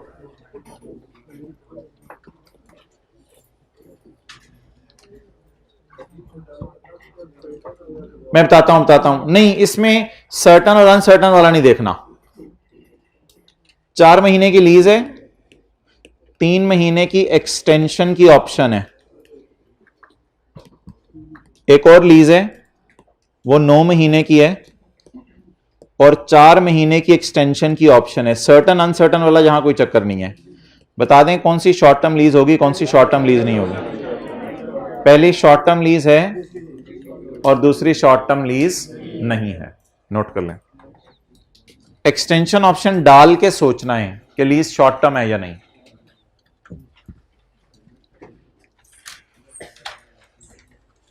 ये दो लीजेस मैंने आपके सामने शो कर दी, लीज 1, लीज 2। ये पेज 44 के टॉप पे लिख लो।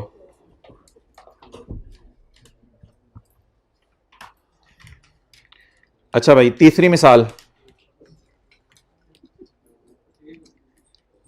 लीज 10 महीने की है with purchase option, with purchase option. बताएं जी, लीज 10 महीने की है विद परचेज ऑप्शन। स्टैंडर्ड से पढ़ें, अपनी तरफ से कोई नहीं, बस जो स्टैंडर्ड बनाने वालों ने कह दिया उसको फॉलो करें बस। अ lease that contains a is not a, ये शॉर्ट टर्म नहीं है, ये नहीं शॉर्ट टर्म। 10 महीने के लिए आपने एसेट लीज पे लिया, लेकिन उसके में क्या डली हुई है, परचेज ऑप्शन, तो ये लीज शॉर्ट टर्म नहीं है, चाहे 10 महीने की लग रही है, इसको आपने शॉर्ट टर्म नहीं कहना। नहीं, रीजनेबली सर्टन वाला चक्कर नहीं है, यहां बस ऑप्शन मिल गई तो आपने पहले दिन से ही उसको क्या नहीं कहना, शॉर्ट टर्म लीज नहीं कहना। यहां रीजनेबली सर्टन अनसर्टन वाली बात नहीं है। हाँ, लीज 9 महीने बाद खत्म हो, 10 महीने बाद खत्म हो जाएगी, लेकिन उसमें खरीदने की ऑप्शन तो है ना। वो ऑप्शन शुरू में हो सकता है सर्टन ना हो, लेकिन 10वें महीने के एंड पे आपका मूड बन जाए। तो जिस लीज में शुरू से ही परचेज की ऑप्शन है वो लीज शॉर्ट टर्म लीज नहीं है। The choice of applying the simplified approach must be made by class of underlying asset.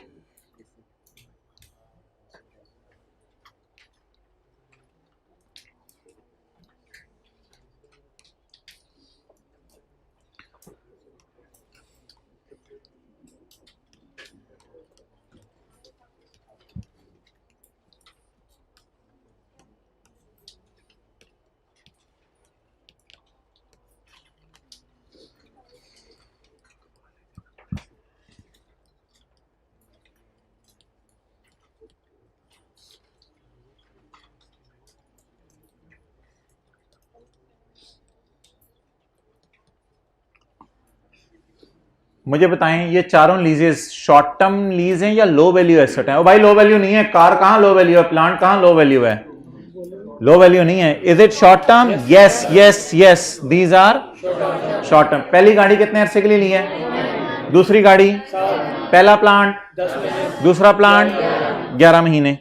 अच्छा, अब भाईजान आपने सोचा कि मैं गाड़ी को रख लूं शॉर्ट टर्म लीज वाले मॉडल पे। स्टैंडर्ड कहता है आपको फिर इसे भी रखना पड़ेगा। अगर आपने डिसीजन लिया तो पूरी क्लास के बारे में लेना, और हो सकता है प्लांट के बारे में आपने सोचा मैं इसे शॉर्ट टर्म लीज में ना डालूं और मैं इसको सिंपल पे रख लूं। अब जरा देखते रहिएगा और मेरी बात को तसल्ली से समझना है। जब मैंने डिसाइड कर लिया कि मैंने प्लांट के ऊपर इस वाली गाड़ी पे शॉर्ट टर्म लीज लगाना है, तो मैं मजबूर हूं कि मुझे इस पे भी क्या लगाना पड़ेगा। लेकिन मैं ये मजबूर नहीं हूं कि फिर मैं प्लांट पे भी शॉर्ट टर्म लीज लगाऊं। हां, अगर प्लांट में, इस प्लांट में मैंने सोच लिया शॉर्ट टर्म लीज लगानी है, तो मजबूर हो जाऊंगा इस पे भी लगानी है। लेकिन अगर मैं ये सोचूं कि गाड़ी पे शॉर्ट टर्म लीज लगानी है, तो इसका मतलब ये नहीं कि प्लांट पे भी शॉर्ट टर्म लीज लगानी है। तो अगर मैं इसके लिए शॉर्ट टर्म लीज लगाऊंगा तो इसके लिए भी शॉर्ट टर्म लीज लगाऊंगा, और मेरा दिल चाहेगा तो इनको दोनों में शॉर्ट टर्म लीज नहीं लगाऊंगा, बल्कि किस मॉडल पे रखूंगा। तो पता ये चला कि गाड़ियों में से एक गाड़ी पे भी शॉर्ट टर्म लीज लगा दी आपने, तो सारी वो गाड़ियां जो 12 महीने से कम के लिए हैं, सारी गाड़ियां नहीं, सारी वो गाड़ियां जो 12 महीने से, उनको किस मॉडल पे रखो फिर? शॉर्ट टर्म लीज पे। कंसिस्टेंसी कहते हैं इसको, कंसिस्टेंसी।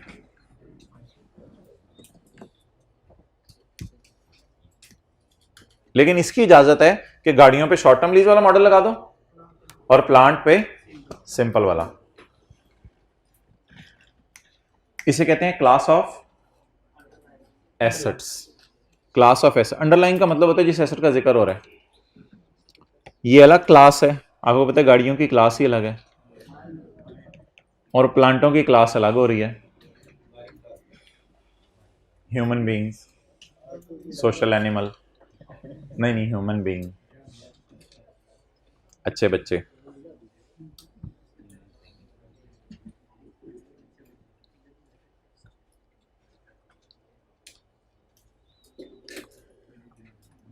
आपने देखा दुनिया में किस तरह बारीकी से चीजों को देखा जा रहा है। अभी तो दुनिया खुलना शुरू हुई है आप पे। अभी तो डॉक्टरों ने अपनी साइंस पढ़ा रहे हैं, उधर इंजीनियर अपना पढ़ा रहे हैं कुछ। पॉइंट 2 पढ़ें जी। The choice of applying the simplified approach must be made by class of, यानी पूरी क्लास पे लगाना है। Lessee would record lease instalment इधर as expense on straight line basis period of lease और may expense it using another systematic basis. बेहतर तो straight line base है। अगर आपका दिल चाहे कोई और मेथड आपको बेहतर लग रहा है वो लगा लें। असूली तौर पे बेहतर क्या है कि हर साल कितना खर्चा रिकॉर्ड करें, 1902। लेकिन अगर आपको लग रहा है कुछ शुरू वाले सालों में एसेट ज़्यादा फायदा दे रहा है तो उसकी ज़्यादा इनकम रिकॉर्ड कर लो या खर्चा रिकॉर्ड कर लो, ये आपकी मर्जी है। It's over. अब मैंने कहा था आपको टेस्ट होगा आपका, तो ये 10 से 15 मिनट का होगा। आपने बड़ा अटेंटिवली और खुशी से देने।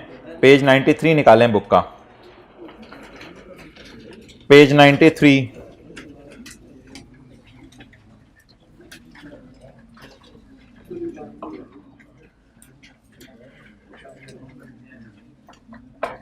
रजिस्टर खोल लें।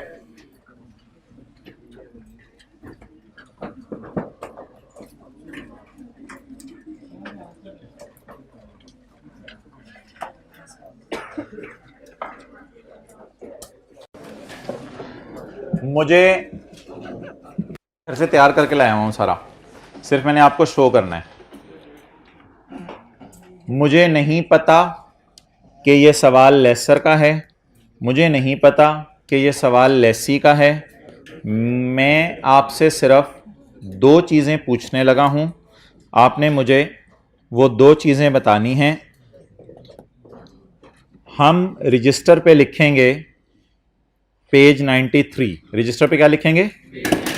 पेज 93। ईयर एंड मैं एज्यूम करने लगा हूं 31 मार्च 10। क्या एज्यूम करने लगा हूं? 31 मार्च 10। और मैं एज्यूम करने लगा हूं ये लेसर का सवाल है।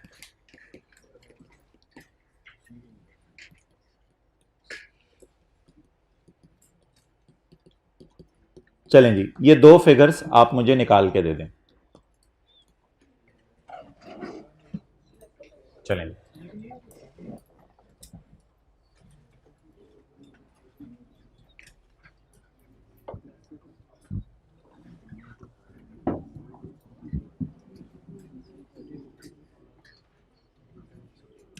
बड़ी आसान चीज से शुरू करवा रहा हूं, टाइम ना लगाएं।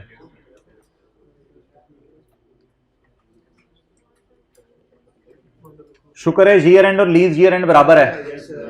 कुछ भी नहीं है, फिर जल्दी करें। असल में ना मैच्योरिटी एनालिसिस में इंशाल्लाह मुझे है कि आप लोग परेशान नहीं होंगे पेपर में। लीज लाइबिलिटी में भी टेंशन नहीं होगी, हमारे साल की पेमेंट के नीचे लाइन लगा दें। फड्डा पड़ते जाके इंटरेस्ट इनकम और इंटरेस्ट रिसीवेबल में, वो मैंने कल की क्लास में जाते जाते महसूस किया था जब मैं कोल लिमिटेड वाला सवाल कर रहा था, पास पेपर का क्वेश्चन नंबर 13। तो उस फड्डे की वजह से अब ये 15-20 मिनट का आज हम पॉज ले रहे हैं और सारा टॉपिक रोक रहे हैं और यहाँ पे खड़े होकर जरा पिछला रिवाइज करने लगे हैं।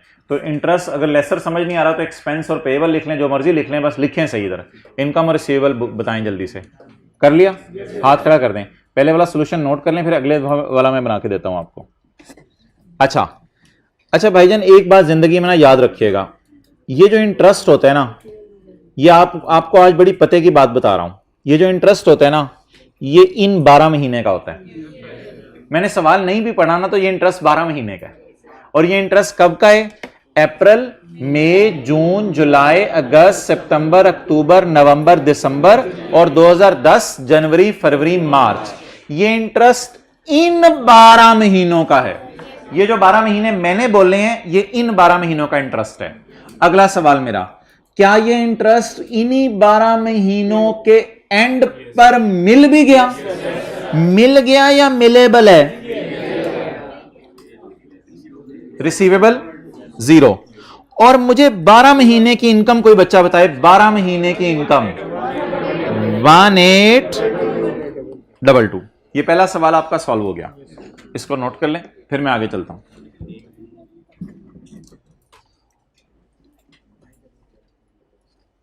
डन? ये ना बात जो मैंने की है ये आज की मेन बात है। इधर देखें, इसको आपने हाईलाइट करना है। इन 12 महीनों का ये इंटरेस्ट है। देखिएगा मैं क्या क्या मिटा रहा हूं।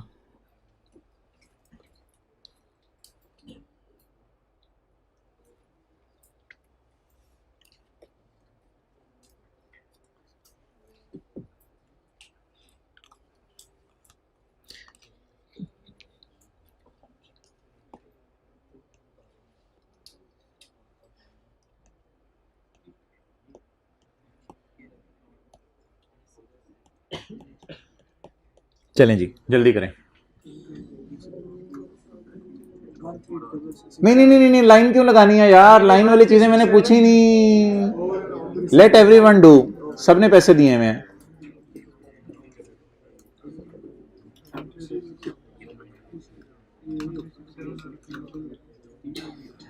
मेरा अगर ईयर एंड 31/12/9 होता तो मुझे बता दें बैलेंस शीट और P&L में क्या क्या जाता।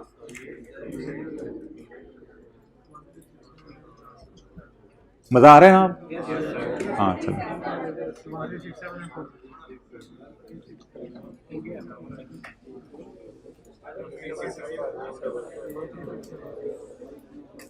यार सारी बातों को डस्टबिन में फेंकें।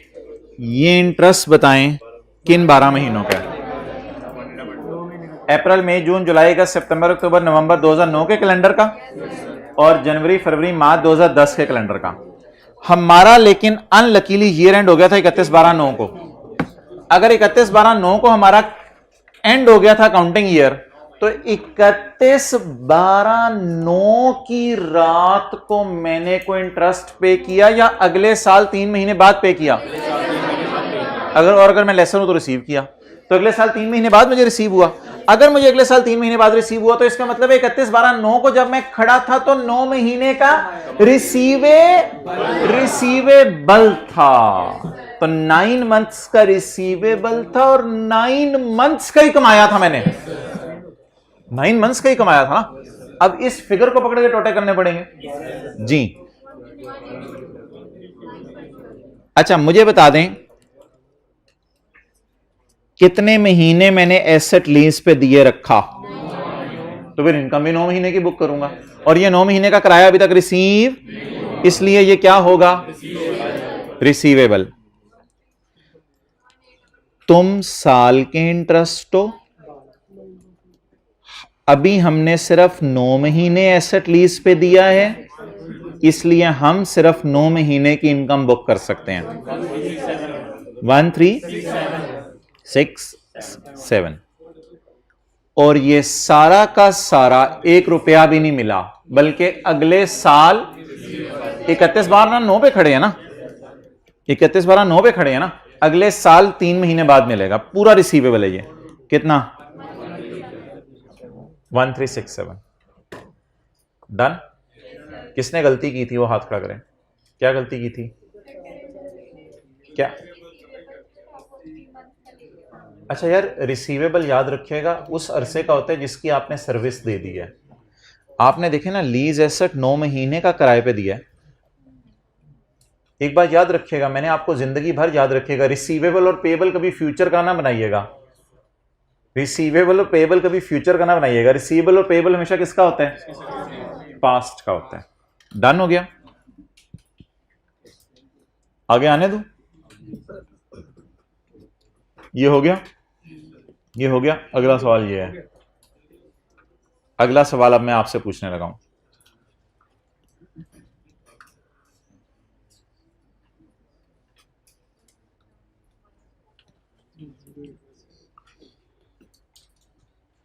ये जी अगला सवाल है,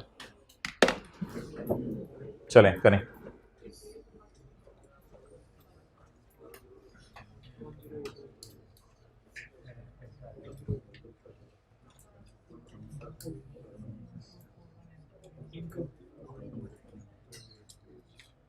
और भाइयों जो आप P&L में लेके जा रहे हैं ना, उसके अलावा वाला नीचे वाला सारा अनंड होता है। ये नोट के लिए बता रहा हूं।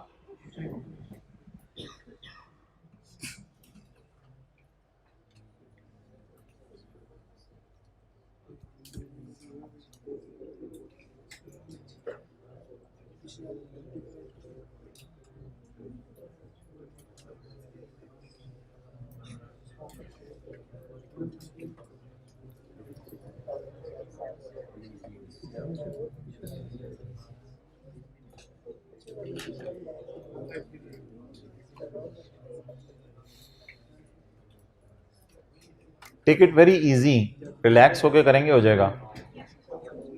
ओके अच्छा, इसमें ना ऊपर से जरा देखना शुरू कर दें रिदम क्या चल रहा है।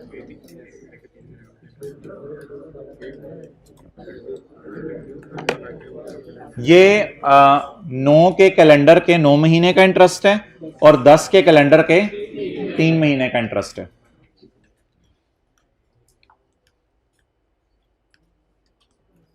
ये 10 के कैलेंडर के 9 महीने का इंटरेस्ट है और 11 के कैलेंडर के 3 महीने का इंटरेस्ट है। मुझे बताएं, पहली तो बात है, लीज इस साल शुरू हुई है या पहले की शुरू हुई है? तो 31/12/10 में पूरे साल का इंटरेस्ट बुक करना है, मैंने पूरे साल का इंटरेस्ट बुक करना है। अब मुझे चाहिए 31 दिसंबर 10 का इंटरेस्ट। 31 दिसंबर जो 10 का इंटरेस्ट है वो मेरा जो है वो कैसे निकलेगा? 31 दिसंबर 10 का इंटरेस्ट निकलवाएं जी। किस फिगर को किससे मल्टीप्लाई करूं? 1822 को तो मैं 10 में तो 3 महीने है ना, तो 1822 को किससे मल्टीप्लाई करूं? 3/12 से। ये मेरे किस किस महीने का इंटरेस्ट निकल आएगा? ये मेरे इस साल के जनवरी फरवरी मार्च का निकल आएगा। अब मुझे कौन सा चाहिए बोलें? अप्रैल से दिसंबर वाला इसमें से खींचना पड़ेगा, क्योंकि अप्रैल से दिसंबर इसमें आ रहा है ना, तो अप्रैल से दिसंबर वाला इसमें से खींचना पड़ेगा। 144 इंटू 1536। ये कितने लोगों की फिगर आ गई थी? सही, ओके, वेल डन। अच्छा, इसी में से अगली हेल्प भी हो सकती है थोड़ी सी, अगर इधर ही नजर मार लें तो हेल्प हो सकती है। 2010 में 3 महीने का मिल चुका है, 3 महीने का मिल चुका है, तो कितने महीने का भी नहीं मिला? 9 मंथ्स का नहीं मिला। दोबारा देखें, 2010 के मार्च तक का, 2010 का मार्च तक का, इसको इस तरह सोचे ना, व्हाट इज 2010? जनवरी फरवरी मार्च अप्रैल मई जून जुलाई अगस्त सितंबर अक्टूबर नवंबर दिसंबर। ये 2010 के कितने महीने हो गए? 12। 2010 के 12 में से 3 का मिल गया, बाकी 9 का इस पेमेंट में मिलेगा। तो अब बोलें रिसीवेबल में कितना डालूं? 1441 इंटू 1081। ये कितना लोगों की सही थी फिगर? 1081। Okay,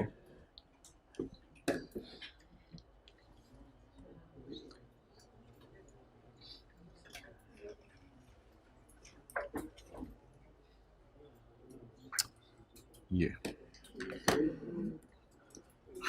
page 104, page 104।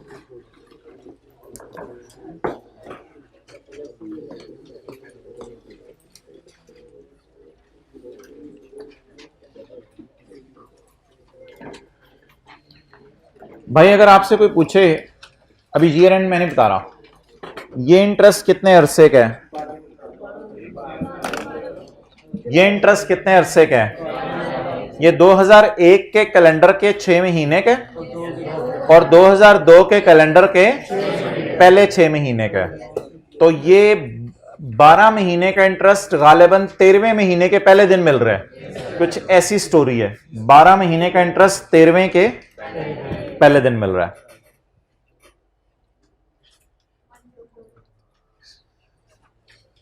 चलें जी, करें 30 जून 2002 year and, page number 104। 30 June 2002 year and करके करें।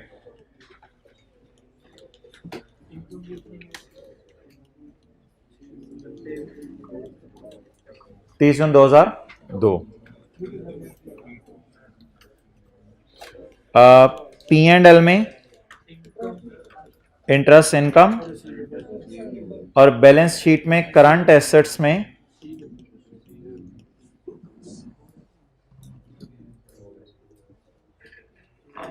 करें।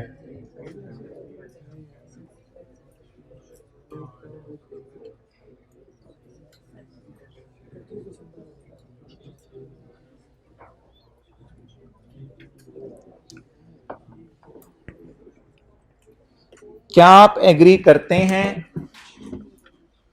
कि जुलाई 2001 से लेकर 30 जून 2 तक का इंटरेस्ट ये है? मिला का मुझे नहीं पता, ये है। तो इसका मतलब है हमारे साल का तो यही है। ये 30 जून 2 और ये 30 जून 2, ये तो मैच कर गए, मैच कर गया ना। तो जुलाई 2001 से 30 जून 2002, तो ये पूरा इनकम में जाना चाहिए। इनकम में तो ये पूरा जाएगा। कितना? 32। अगला सवाल ये है, क्या 30 जून 2 की रात को मिल गया या अगले दिन सुबह मिला? तो अगर आप वापडा को जून का बिल जुलाई में दें तो वापडा वाले जून को इसको रिसीवेबल में डालेंगे, तो जून तक का अगले साल मिला। मक्खी एग्जैक्ट बैठी थी इस पे। जून का किस साल मिला? तो बताएं, मिला या मिलेबल? मिलेबल। तो किस में डालूं? रिसीवेबल।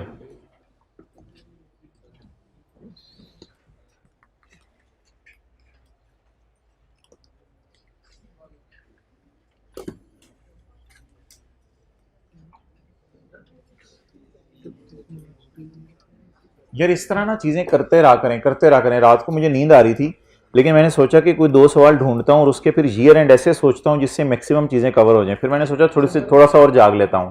तो आप भी ना इसी तरह किया करें अपने साथ कि आप बैठे, यार कर ही ले यार होमवर्क, यार उठ यार कर हिम्मत, वो करके भी सोया करें। जज्बा आपको पता नहीं कहां से कहां ले जाएगा।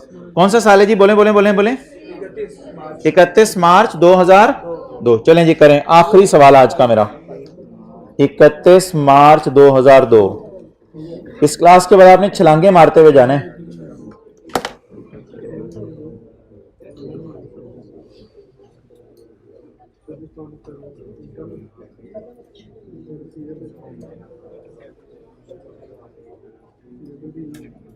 भाईजान सेब खुद नहीं गिरेगा दरख्त से, उतारना पड़ेगा। जल्दी करें।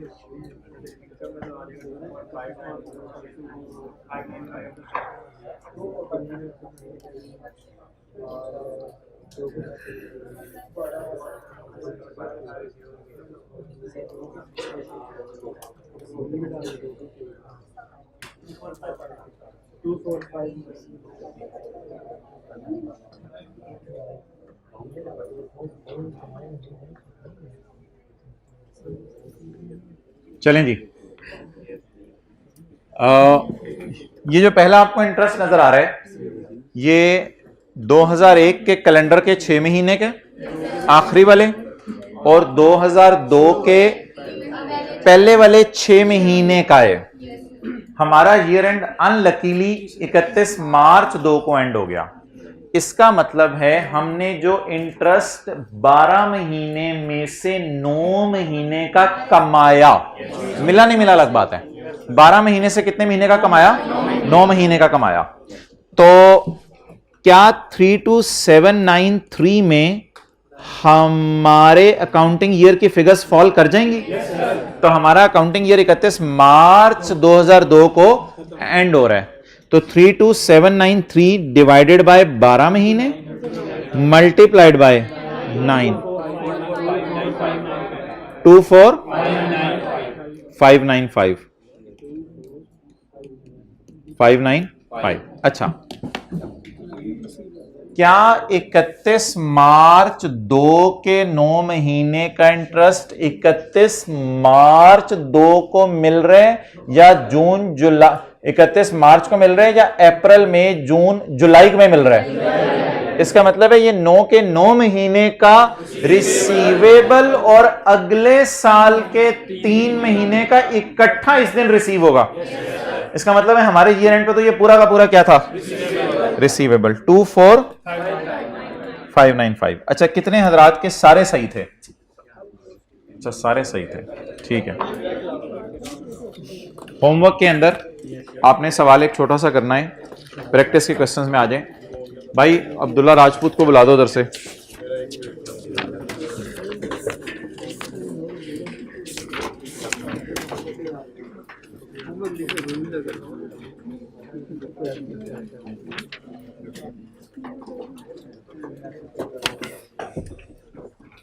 आज रिलैक्स ना करें, कल जाके होमवर्क कीजिएगा, ठीक है? आज रिलैक्स करें।